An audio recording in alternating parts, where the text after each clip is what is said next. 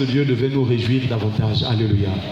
Nous devons en arriver à un niveau où on devrait préférer rester encore plus longtemps dans sa présence. C'est très important. C'est pourquoi quand tu viens à l'église, ne regarde pas ni à gauche ni à droite. Regarde au Seigneur dans ton cœur. Regarde à Jésus. Et ce sont des moments de délice. Nous sommes en train de voir que celui qui habite la maison de Dieu, celui qui est dans la maison de Dieu, il dit que dans la maison de Dieu, il y a l'abondance, il y a les délices. Est-ce qu'on peut acclamer le Seigneur? Que Dieu soit béni. Nous sommes en train de voir ce qui pousse les enfants de Dieu, les chrétiens, de se livrer au péché. Nous sommes partis de Jean chapitre 15, le verset 1 à 2, où Jésus-Christ dit: je suis le vrai cep. Mon père est le vigneron. Tout sarment qui est en moi et qui ne porte pas de fruits, il le retranche. Et tout sarment qui est en moi et qui porte des fruits, il le monte afin qu'il porte encore plus de fruits. Et le Seigneur nous a fait comprendre que dans le Seigneur Jésus-Christ, il y a deux types de chrétiens. En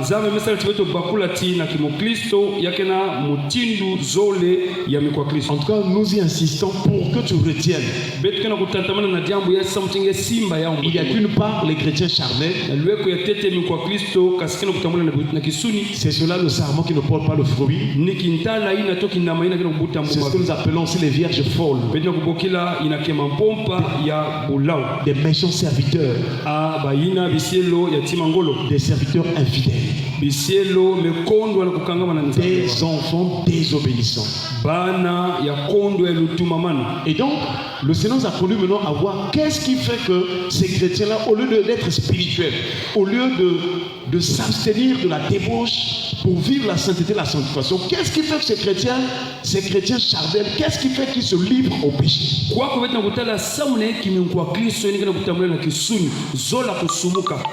Premier élément de réponse, c'est la tentation. En tout cas, nous sommes en train de citer parce que la tentation est presque tout le temps, sinon à chaque moment, elle vient, elle se manifeste. Mais nous prions que le Seigneur nous donne d'être toujours vainqueurs devant les tentations au nom de Jésus. Et dans Matthieu chapitre 4, verset 1, nous sommes en train de voir Jésus être conduit dans le désert par l'Esprit pour être tenté par le diable. C'est cela aussi qui montre que Jésus est notre chemin. Il n'est pas seulement notre chemin pour aller au ciel, mais il est notre chemin aussi parce que lui doit partir dans le désert, être tenté. Nous aussi nous passerons par là.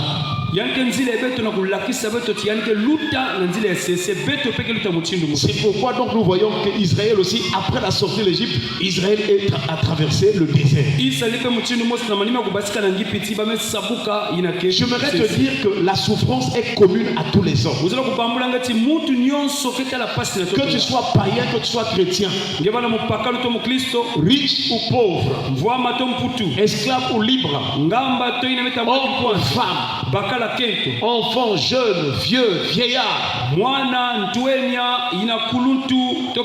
tout le monde sur la terre doit passer par la souffrance. Alléluia. Amen. Mais le problème, il faut que tu saches de quelle souffrance vas-tu passer, vas traverser. Il y a deux types de souffrance. Il y a la souffrance due au péché. Et il y a la souffrance de Christ. Est-ce qu'on peut acclamer le Seigneur? Donc toi-même tu dois analyser et examiner dans ta vie. Est-ce que la souffrance que je suis en train de vivre là, est-ce que c'est le péché ou bien c'est parce que je crains Dieu? Nous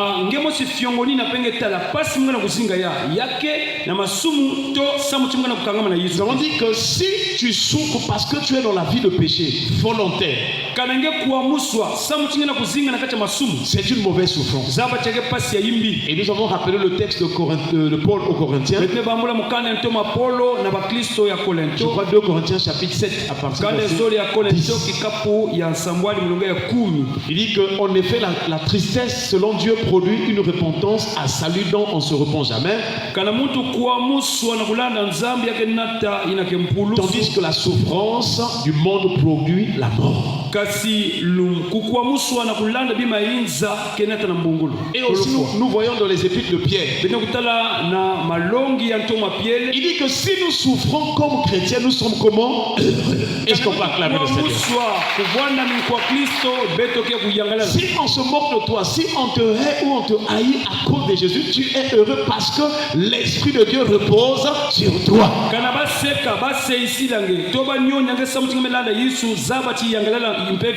Je priais tout à l'heure pour une dame.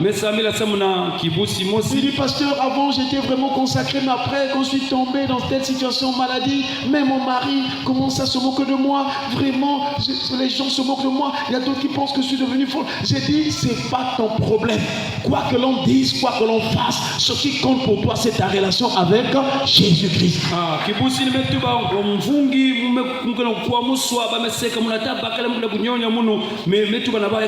Voilà comment tu peux vivre heureux sur la terre.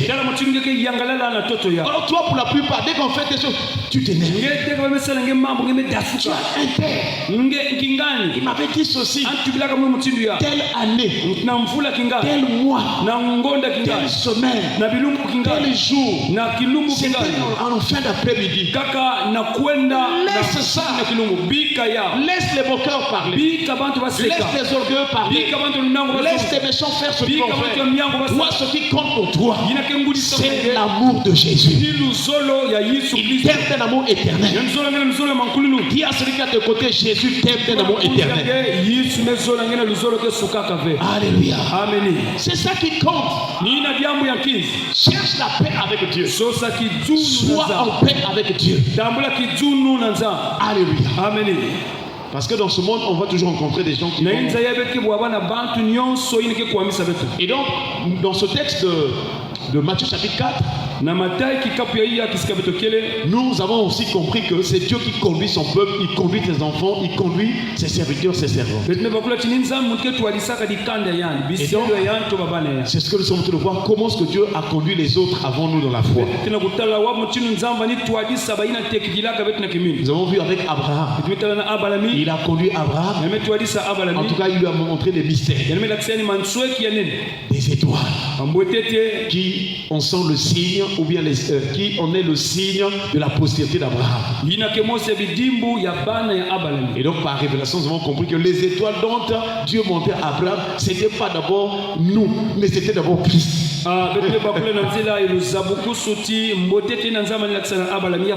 Alléluia. Amen.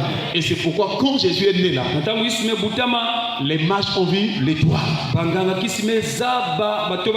Et quand Hérode, on a eu l'information. La Bible déclare que Hérode et tout Jérusalem était comment? Troublé. Est-ce qu'on peut acclamer le Seigneur? La naissance la plus importante du monde. Depuis que le monde a commencé jusqu'à ce qu'il va finir, la seule, la meilleure, la plus puissante naissance, c'est la naissance de Jésus-Christ. Parce que cette naissance est une bonne nouvelle. Les anges ont dit, l'ange a dit au berger, ne craignez point, car je vous annonce une bonne nouvelle. C'est que dans la ville de David, il vous est né un sauveur qui est le Christ, le Seigneur, le Sauveur. Il y a beaucoup de bébés qui naissent, mais le seul bébé qui est le sauveur du monde, c'est Jésus-Christ. Alléluia. Amen. Et donc Jésus était conduit par l'Esprit de Dieu. Avec Élézer de Damas, qui est serviteur d'Abraham.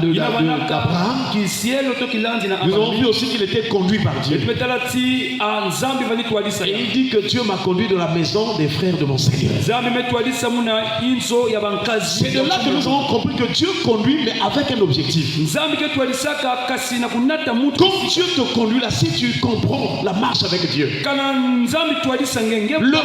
le but de Dieu, c'est que tu arrives dans la maison de Dieu. Alléluia. Et c'est en Jésus que nous comprenons que la maison de Dieu, c'est la prière. C'est-à-dire entrer dans la présence de Dieu. Frères et sœurs, je vous en supplie, aimez la présence de Dieu. Priez sans cesse. Veillez et priez. Priez en tout temps. Que vous soyez dans la chambre, que vous soyez dans la maison, que vous soyez sous la douche, que vous soyez dans les toilettes, que vous soyez à l'école, que vous soyez en cours de route, que vous soyez dans les bus, quel que soit l'endroit, priez. Alléluia. Parce que les démons sont partout, les œuvres du diable. Mais on ne prie pas à cause des démons. On prie pour notre communion et notre intimité avec Dieu. C'est pourquoi Dieu est très content de nous entendre. La prière, c'est parler avec Dieu. C'est-à-dire tu parles, Dieu aussi parle. Je ne sais pas si ça me fait comprendre. Amen. Il faut comprendre cette réciprocité. Parce que beaucoup de gens ne font que parler au Seigneur. Mais toi aussi, il faut écouter Dieu. Je vais poser une question ce soir. Depuis que cette année a commencé, j'allais me dire, jusqu'à présent, qui a écouté Dieu? Est-ce que je pose que c'est qui a écouté Dieu? Voilà, c'est triste, il y a à peine peut-être une main ou deux mains. Qu'est-ce que tu veux voir? Tu as l'essentiel, est-ce que tu as écouté Dieu? Non. Il faut chercher à écouter Dieu. Parce que quand on écoute Dieu, c'est là où Dieu nous oriente pour nous dire ce que nous devons faire ou poser notre plan de pied.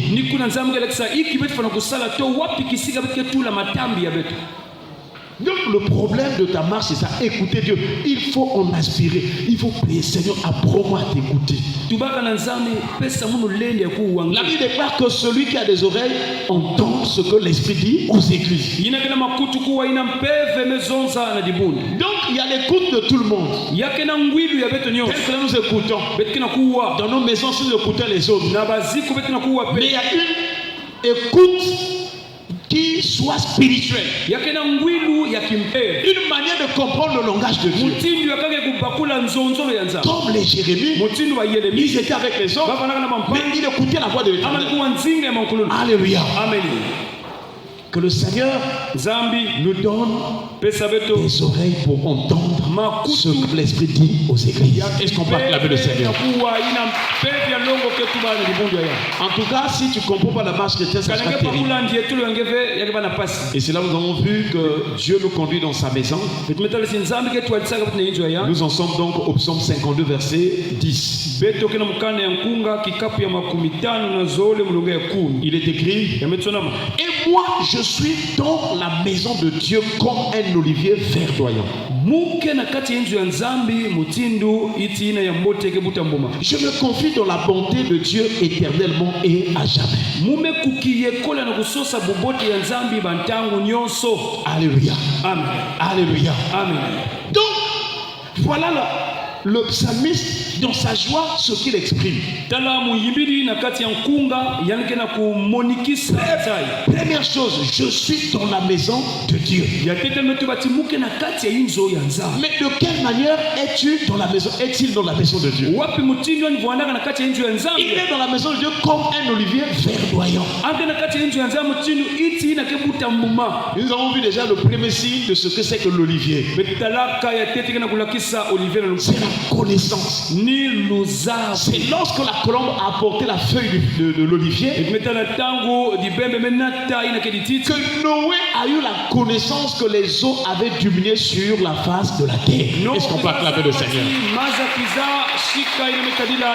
Et nous avons expliqué le lien, les détails le lien entre la colombe là et la feuille de l'olivier et le baptême de Jésus, comment est-ce que l'Esprit est venu descendre sur lui et comment est-ce que Esaïe en a parlé.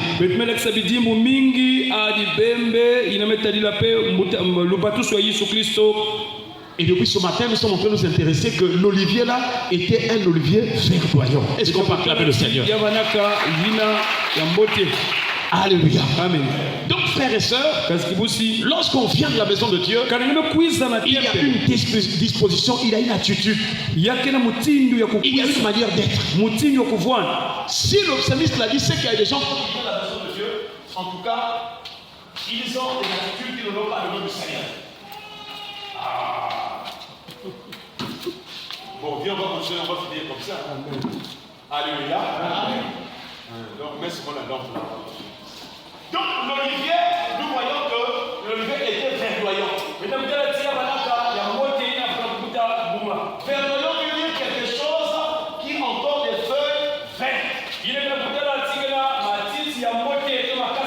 C'est quelque chose qui est éclatant. C'est quelque chose qui est fort. Verdoyant, ça veut dire vivace. Plein de force. Donc, l'olivier verdoyant de la maison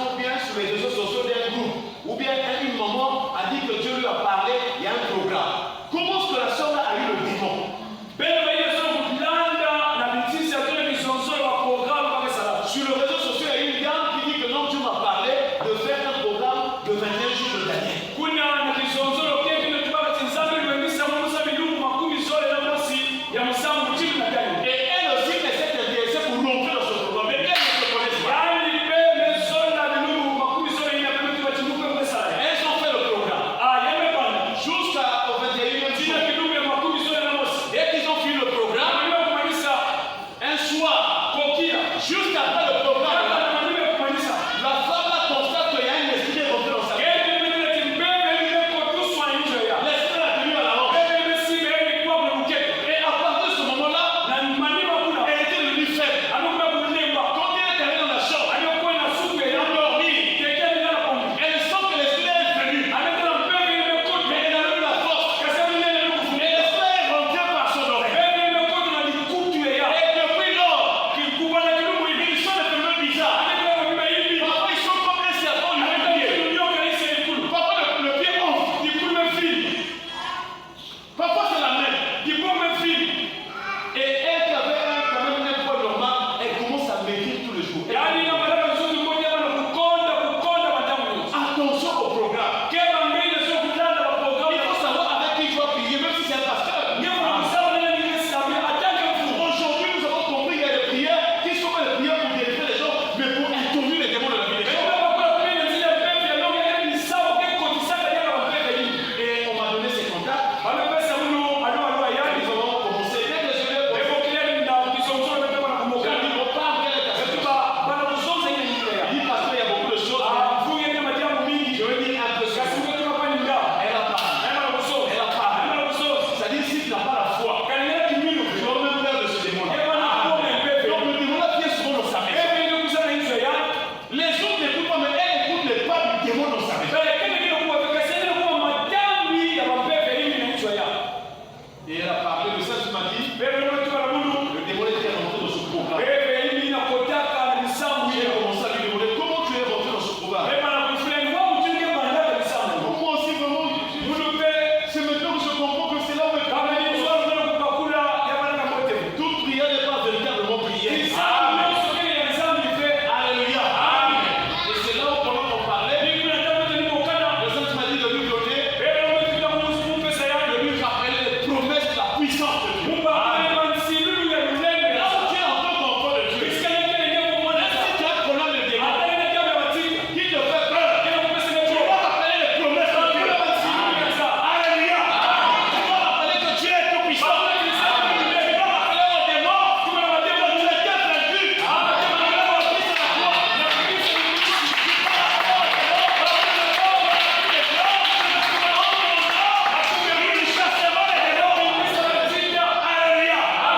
Il fallait d'abord l'exhorter. Je l'ai exhorté. Et pendant qu'on priait au téléphone, je dis, pasteur, le pied qui était enflé, a été guéri.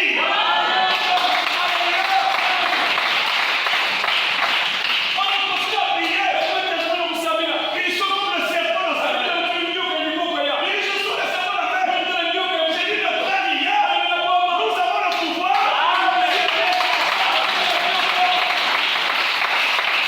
Donc, mon frère, ma soeur, quelles que soient les phénomènes que tu vas voir, que ce soit les sirènes, les gens qui t'appellent, dis-leur, au nom de Jésus, tout est réfléchi.